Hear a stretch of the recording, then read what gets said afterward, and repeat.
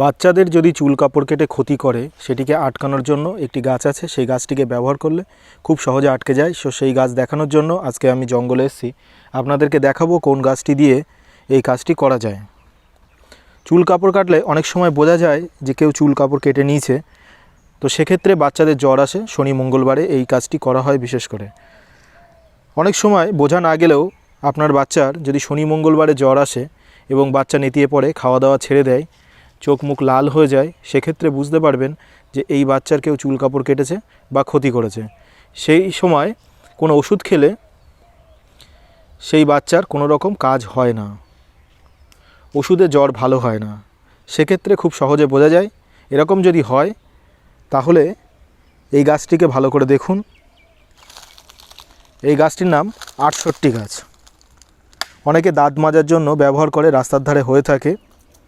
তো এই গাছের পাতাগুলিকে লক্ষ্য করুন, সহজে চিনে নিতে পারবেন। খুব একটা বড় হয় না, 2 ফুট 3 ফুট, এর বেশি বড় হয় না।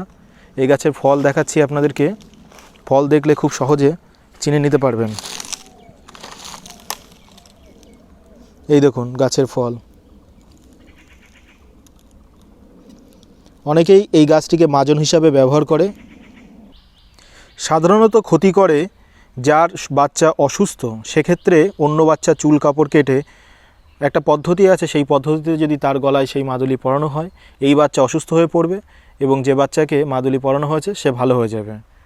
আর একটা কারণে করে, যাদের সন্তান হয় না তারা সন্তান পাওয়ার উদ্দেশ্যে অন্য বাচ্চার চুল কাপড় কেটে নেয়, নিয়ে বিশেষ টোটকা আছে সেগুলির মাধ্যমে সে গলায় পড়ে এবং এই বাচ্চার মৃত্যু হয় আর ওর গর্ভে নতুন করে বাচ্চা জন্ম নেয়।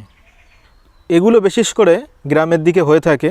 তবে এই কাজটি খুবই জঘন্যতম কাজ।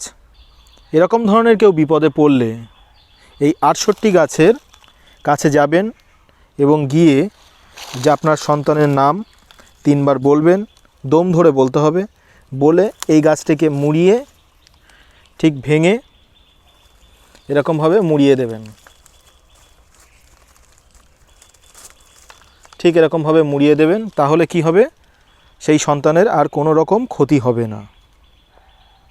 3 বার নামটা বলবেন, সন্তানের নামটা দম ধরে বলবেন। আর যখন এই কাজটা করবেন সম্পূর্ণ দম বন্ধ করে গাছের ডালটা ভেঙে নিয়ে এইভাবে মুড়িয়ে দেবেন।